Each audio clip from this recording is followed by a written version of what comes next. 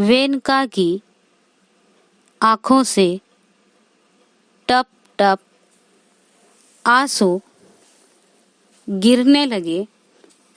उसने अपनी आंखें पोंछी, नाक पोंछी और फिर लिखने लगा, दादाजी, मेरे पास जूते नहीं हैं।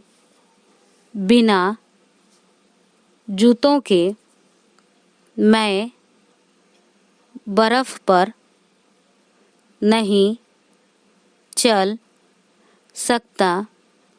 मैं गांव आ जाना चाहता हूँ, पर रास्ता नहीं पता।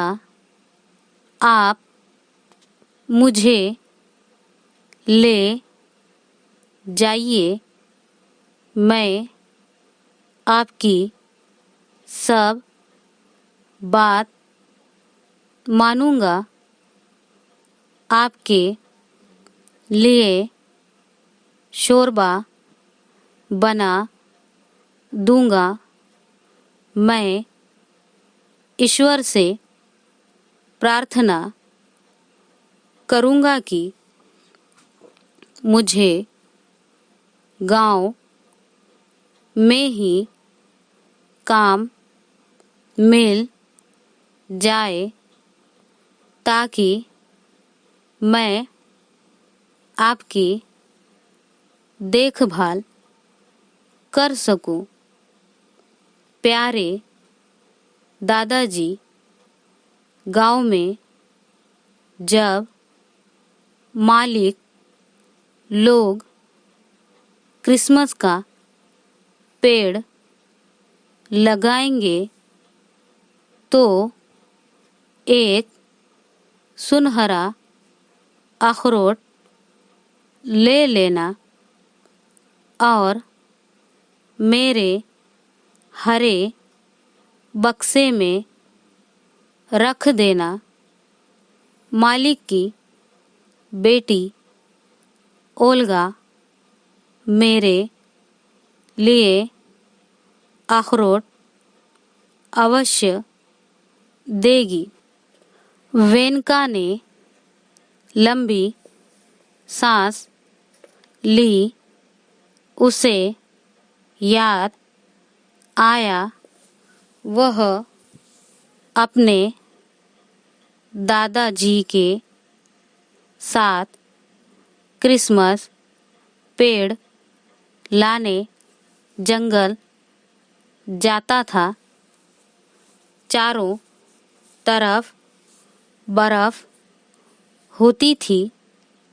जब कभी वह बर्फ में लुढ़क जाता तो दादाजी ठहाका लगाकर हंसते और फिर लपककर गोद में उठा लेते थे।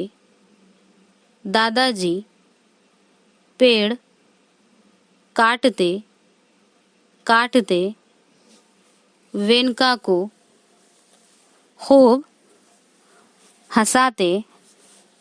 सहसा कोई खरगोश वहां से गुजरता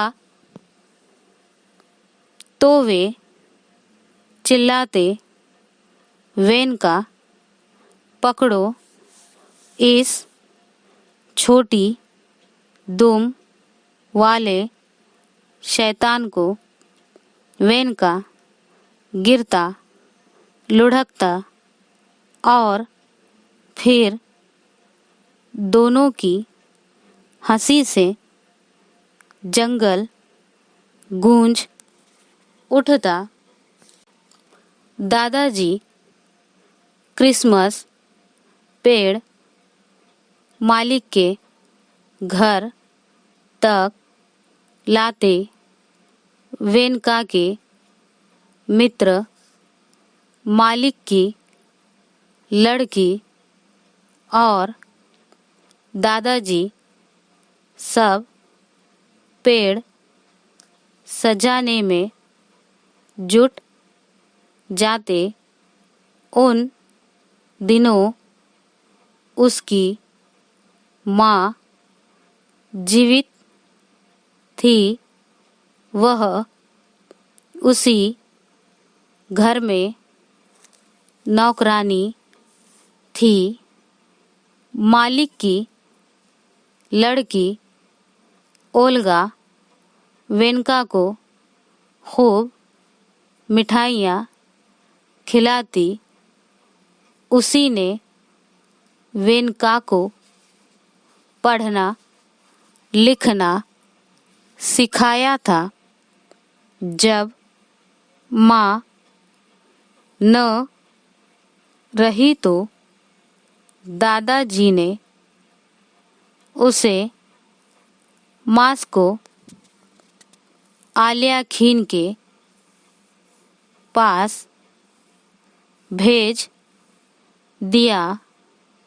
एक बार फिर वेनका का जी भर आया। उसने लिखा, दादाजी, ईश्वर के लिए मुझे ले जाओ। अब और नहीं लिखा जाता। मेरा हाथ दर्द कर रहा है।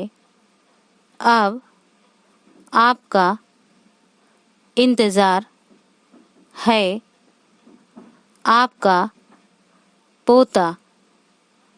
वेनका ने कागज़ की 4 तहें लगाईं।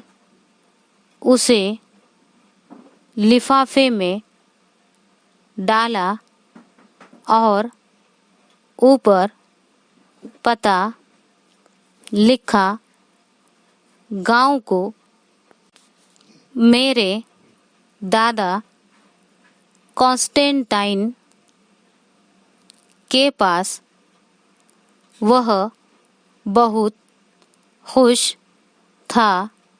उसने पत्र को अपनी जेब में रखा और सड़क की ओर दौड़ा।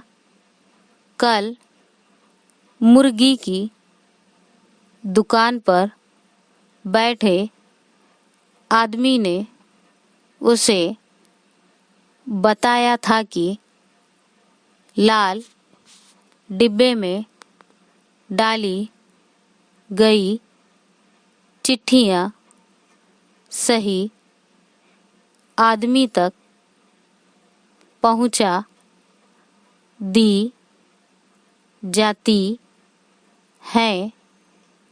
वेनका ने चिट्ठी को चूमा और उसे धीरे से डाक के डिब्बे में डाल दिया।